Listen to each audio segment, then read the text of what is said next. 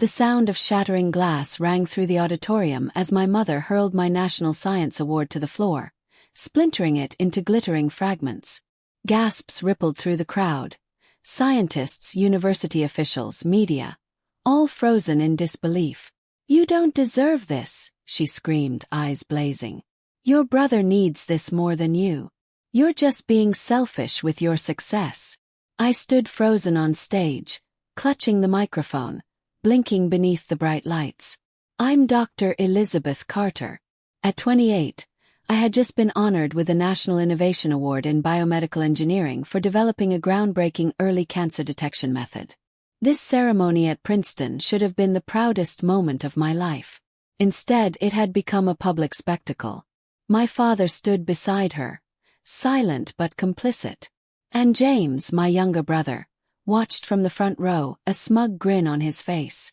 "Mom," I said evenly, my voice carrying through the mic, "this isn't the time or place." She marched up to the podium and snatched the $100,000 prize check. "James needs this for his startup.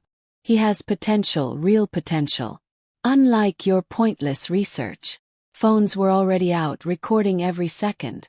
The dean looked horrified. The selection committee whispered behind their programs. But I didn't flinch. 10 years of surviving in a male-dominated field had taught me to keep my composure under fire. "Security," I said calmly. "Please escort my family out." 2 guards moved forward. My father stepped toward me. "You ungrateful brat. After everything we've done for you." I almost laughed.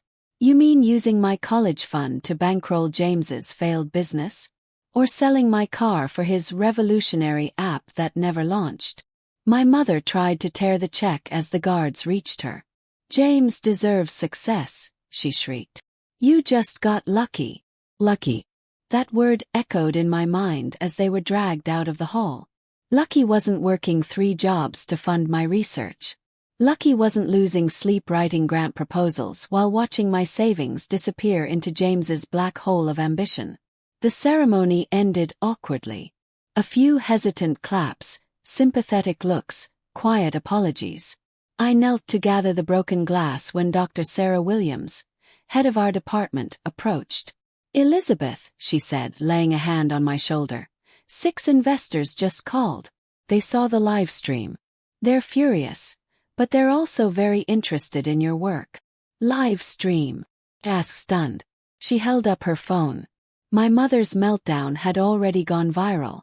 The hashtag Science Award drama was exploding, with support flooding in from researchers, scientists, and women in STEM worldwide.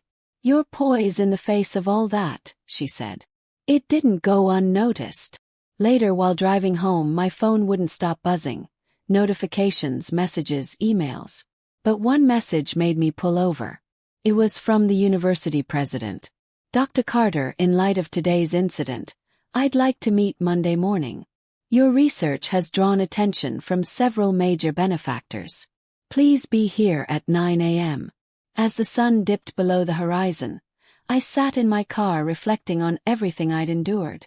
My parents had always treated me as a safety net for James, never as someone with ambitions of her own.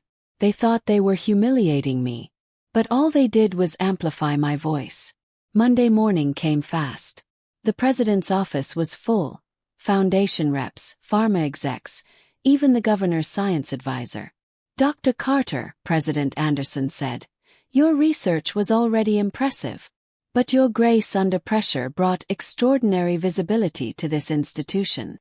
Then he slid a folder toward me. "The Matthews Foundation wants to create a grant in your name, for women in science facing family opposition. Initial funding, $5 million. My hand shook as I opened it. What my family tried to destroy had become the very thing that launched me further. And for the first time I felt truly seen. The grant wasn't just money, it was validation. Proof that every sacrifice, every sleepless night in the lab, had meant something. Then the pharmaceutical CEO spoke up. "We'd like to fast-track your cancer detection method. Full funding, your own research team, and a state-of-the-art lab. Whatever you need." More offers followed: book deals, keynote speaking invitations, research fellowships. Everything my parents once called wasteful was now being celebrated on a global stage. And then my phone buzzed. A text from James. Mom and Dad are furious. You've made us a laughingstock. Fix this. I turned the screen toward Dr. Williams, who stood silently in the corner, arms crossed. He contacted the university this morning, she said, her voice tight. He demanded your award funds be redirected to his new business. Called it a family agreement. Then he threatened legal action. A heavy silence fell over the room. President Anderson cleared his throat. We've also received troubling calls from your parents. They seem to believe they have a stake in your research funding. The familiar knot returned to my stomach. For years, I had watched them build James into a golden child of imagined potential. Every one of his failures was someone else's fault. Every one of my successes was expected to be shared, or stolen. They have no legal claim, I said clearly. And James's threats are baseless. Every cent for my research came out of my own pocket, after they emptied my college fund for his crypto startup. The governor's science advisor leaned forward. Dr. Carter, would you be willing to share your story publicly? We're launching an initiative for women in STEM, and your voice could make a difference. Before I could answer, the intercom rang. The secretary's voice was hesitant. Dr. Carter, your parents are in the lobby. They're demanding to see you. And they're making quite a scene. President Anderson motioned to security. Have them escorted off campus. Dr. Carter is in a private meeting. But I stood, straightened my lab coat. No, let them up. It's time we settled this. Publicly. The room grew tense. Moments later, heavy footsteps echoed down the hall. My mother stormed in first, flushed with fury. My father followed, dragging a reluctant James behind him. You ungrateful, my mother began, then froze, her eyes scanning the room. She went pale as she recognized the faces. Senior researchers, executives, the governor's science advisor. Mom. Dad, I said evenly, stepping forward. Perfect timing. We were just discussing the new Women in Science grant named in my honor. Would you like to share your thoughts on gender equity in STEM? My mother paled. My father tugged nervously at his collar. But James, clueless as ever, stepped forward. This is a family matter. Liz's research was built off my ideas. I deserve a cut. Dr. Williams didn't even blink. She calmly pulled a folder from her briefcase. Interesting. Because we've documented every stage of Elizabeth's work over the past 5 years. Why don't you walk us through your contributions? James opened his mouth, then closed it. His eyes darted to our parents. But even they looked rattled now, sensing the ground shifting beneath them. President Anderson folded his hands. Now might be a good time to review the legal consequences of making false claims to intellectual property. And just like that, the power dynamic shattered. The rage on my parents' faces faded, replaced by something new. Fear. They finally understood that manipulation, guilt, and entitlement wouldn't save them here. The world wasn't bending to their story anymore. They were no longer speaking to their obedient daughter. They were speaking to Dr. Elizabeth Carter. And my success was mine.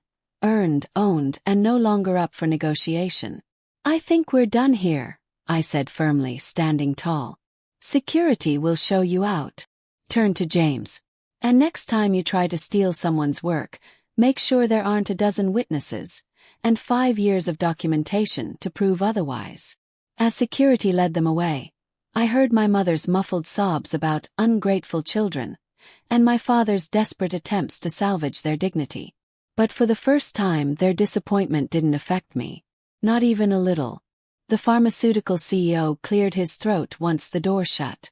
Dr. Carter, he said, we were discussing your new research facility. Perhaps it's time we focus on the future. Smiled. A real, unburdened smile. Yes, let's talk about the future. I have ideas for expanding the cancer detection project. The meeting lasted well into the afternoon, But the interruption had only strengthened everyone's resolve. I realized something profound. Sometimes a public breakdown is exactly what's needed to build something stronger. 3 months later, I stood outside my new facility, watching workers install the sign. The Carter Institute for Innovative Medical Research. The irony wasn't lost on me. James shared the same last name, but now Carter would be known for breakthroughs, not breakdowns. That viral moment had evolved into something much bigger. Messages poured in from thousands of women in science. Stories of sacrifice, silencing, and survival. The Matthews Foundation grant had already helped 20 brilliant women continue their research despite family opposition. As I signed off on the final placement of the sign, my phone buzzed with a news alert. James's latest startup had collapsed. And with it, my parents' retirement savings. They'd mortgaged their house to fund his revolutionary social media platform. Nothing more than a flashy pitch deck and smoke. Dr. Carter. My assistant called, approaching. Your 2 p.m. is here. The students from the Women in Science Mentorship Program. I nodded, heart lifting. Today was special. 30 young women, many from underrepresented backgrounds, were visiting their first real research facility. I passed the glass case in the entryway, the one holding both the restored National Science Award and the shattered pieces of the original. The university had insisted on replacing it. The broken one now sat in the campus museum as a symbol of resilience. As I entered the conference room, the students lit up. I saw it in their eyes, the same hunger for knowledge, the same fire I once carried.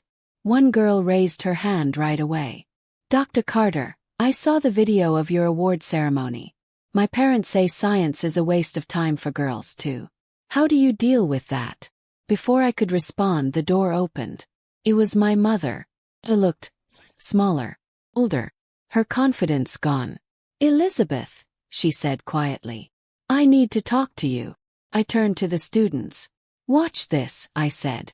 Sometimes the hardest experiments are the ones we conduct with our own lives. Facing her, I stayed composed. This is my workplace. You can't just show up. James ruined us, she blurted. The bank's taking the house. Your father's not well. We need help. The room was silent. 30 young women leaned in, watching not just a scientist, but a woman setting boundaries. Let me guess, I said coolly. You want me to use my research funds to bail James out again? She flinched. He had good intentions. No, Mum.